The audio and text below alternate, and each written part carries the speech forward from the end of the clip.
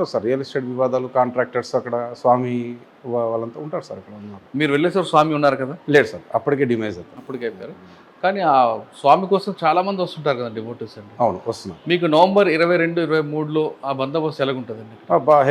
Heavy బందోబస్తు sir అది, ఎందుకంటే రకరకాలుగా ఎక్కడెక్కడి నుంచో వస్తుంటారు. అండ్ మోర్ విఐపీస్ ఎక్కువ మూమెంట్ ఉంటుంది ఆ టైంలో. ఈవెన్ ప్రెసిడెంట్ ఆఫ్ ఇండియా కూడా వచ్చారు ఆ టైంలో. సో కొద్దిగా హెవీ బందోబస్తు, చాలా హెవీ బందోబస్తు ఉంది సార్ అక్కడ మీ టాస్క్ ఎలాగుంటుందండి? సార్ అదే సార్, టాస్క్ అంతా అక్కడ ప్రొటెక్షనే sir, only security and law and order problem కాకుండా చూసుకోవాలి అంతే. అండ్ నా 6 months టెన్యూర్లో అర్బన్ పిఎస్ఐగా నాకు ఎటువంటి టాస్క్ రూరల్లో వచ్చాయి సార్. రూరల్లో టాస్క్ వచ్చేసి ఒక మర్డర్ కేసు ఇన్వెస్టిగేషన్ కొద్దిగా బాగా అనిపించింది నాకు. ఏంటండి అది?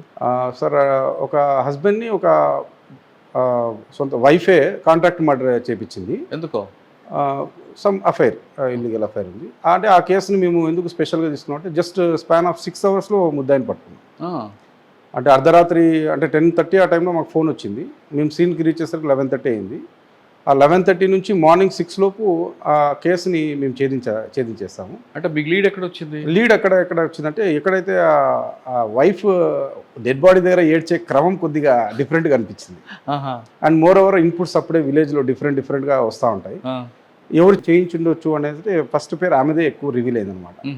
ఈమె ఇక్కడ ఉంది, మరి డెడ్ బాడీ దగ్గర ఏడ్చే విధానం కొద్దిగా డిఫరెంట్గా అనిపిస్తూ ఉంది అనేది కొద్దిగా మేము ఆమెను అక్కడే సీన్లో ఉండి స్ట్రెస్ చేసాము. అండ్ మోర్ ఓవర్ డాగ్స్ వస్తాయి, మీ పని అయిపోతుందని కొంచెం చెప్పడం వల్ల ఆమె ఫంక్ అయిపోయి చెప్పేసింది విషయము.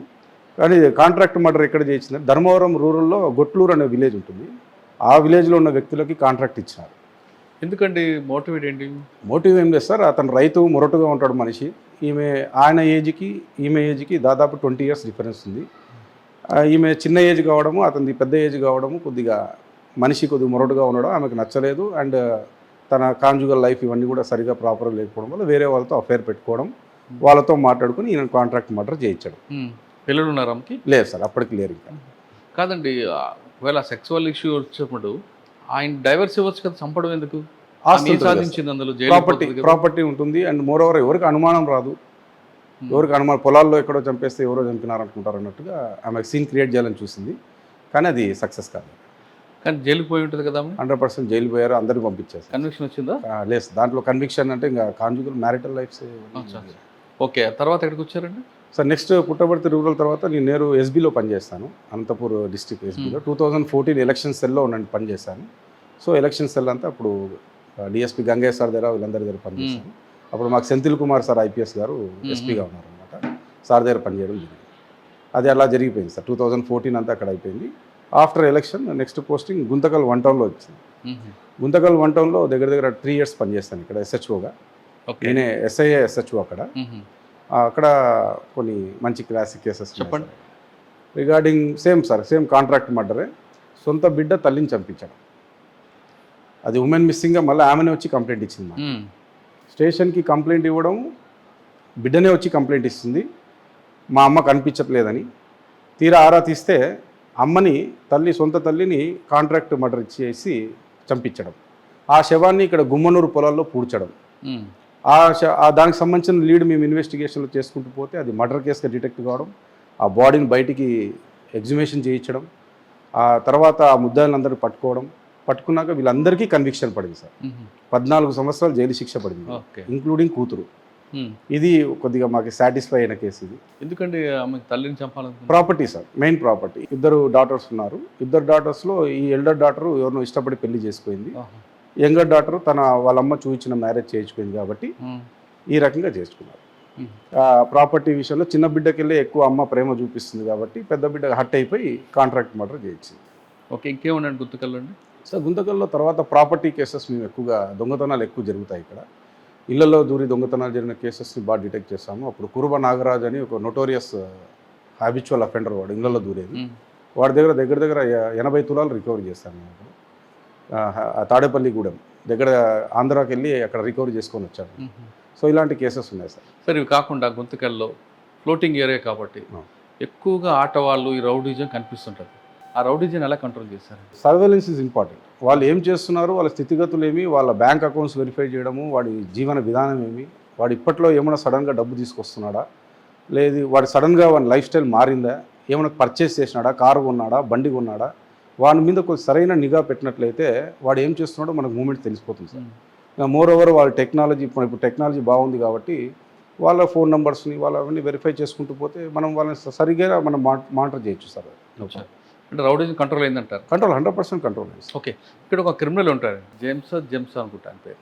అవును. ఆయన ఎప్పుడైనా మీకు ఎదురుపడ్డా? 100% ఎదురుపడ్డాడు సార్. అతని మీద సస్పెక్ట్ షీట్ ఉంది గుంతకల్ వన్ టౌన్లో. ఒకసారి నాకు బాగా గుర్తుంది, ఎస్బీఐ ఆఫీస్ నుంచి ఫోన్ వచ్చింది. అతని సస్పెక్ట్ షీట్ని అప్డేట్ చేయాలని చెప్పేసి, ఫింగర్ ప్రింట్స్ కావాలని చెప్పేసి అంటే అతని గురించి ఆరాధిస్తే కోర్టుకు వచ్చాడు వాయిదాకి.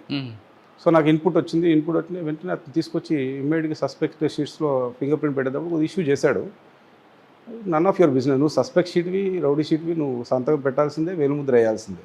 సో పోలీస్ డ్యూటీ పోలీస్, అంతే.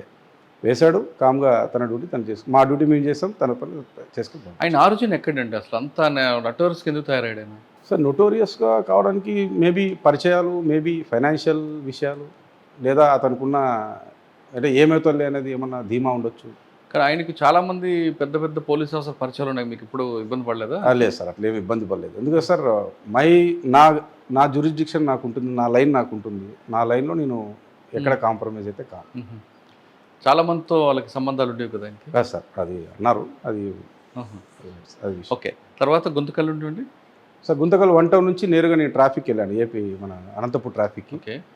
అక్కడ డ్యూటీ చేస్తున్నాను సార్. ఆ డ్యూటీ చేసే క్రమంలో 1 year కంప్లీట్ అయిపోయింది అక్కడ. దెన్ అక్కడ కంప్లీట్ అయిన తర్వాత పోతుకుంటా ధర్మవరం రూరల్ పోలీస్. అనంతపురం ట్రాఫిక్లో మీకు మెయిన్ ఛాలెంజ్ ఏముంది? ఎందుకంటే అక్కడ చాలామంది హెల్మెట్ పెట్టుకోరు. అవును సార్. రాంగ్ రూట్లో వస్తారు. అవును సార్. ట్రాఫిక్ సెన్స్ అనేది చాలా తక్కువ మంది ఉంటుంది. Absolutely.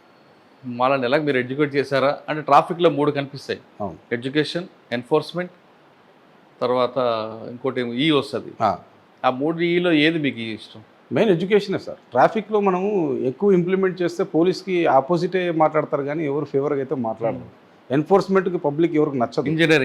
Engineering absolutely. Engineering, enforcement and education, ఈ 3 ఈలు మనకి ట్రాఫిక్లో. అయితే మేము ఎక్కువ ఫోకస్ చేస్తే ఎడ్యుకేషనే సార్. ఎడ్యుకేషనే లైక్ చేస్తారు పబ్లిక్. అరే పోలీసు వాళ్ళు అంత చెప్తున్నారు, వాళ్ళు మన మంచి కోసంగా చెప్పేది అన్నట్టు వాళ్ళు పాజిటివ్గా తీసుకుంటారు పోలీస్ చెప్పేది. ఎన్ఫోర్స్మెంట్ విషయానికి వచ్చేసరికి మమ్మల్ని విలన్స్ మాది చూస్తారు, మా డబ్బులన్నీ వీళ్ళు దోచేసుకుంటున్నారు, అది ఇది చేస్తున్నారని. కానీ అది కరెక్ట్ కాదు సార్. ఎందుకంటే చట్టము లా మేకర్స్ ఆల్రెడీ లెజిస్లేషన్లో చేశారు. We are the executives. వాళ్ళు చెప్పింది మేము చేస్తున్నాము. అక్కడ ఇంజనీరింగ్ మీది సంబంధం కదా? ఇంజనీరింగ్ మాకు సంబంధం. రైట్. ఇప్పుడు అనంతపూర్లో క్లాక్ టవర్ లాంటి ఏరియాలో రాంగ్ రూట్లో వస్తుంటారండి. రైట్ రూట్లో వచ్చిన వ్యక్తికి రాంగ్ రూట్లో వచ్చే వ్యక్తికి డాష్ ఇస్తే పరిణామాలు చాలా తీవ్రంగా ఉంటాయి. అవును సార్. కానీ అవతల వ్యక్తే ఎక్కువగా డామినేట్ చేస్తుంటాడు రాంగ్ రూట్లో వచ్చి వ్యక్తి. అటువంటి ఏమైనా ఎదురుపడ్డాయి మీకు? చాలా ఎదురుపడ్డాయి sir. Even drunk and driving చేసేటప్పుడు అది మాకు పెద్ద యుద్ధం లాంటిది అనమాట.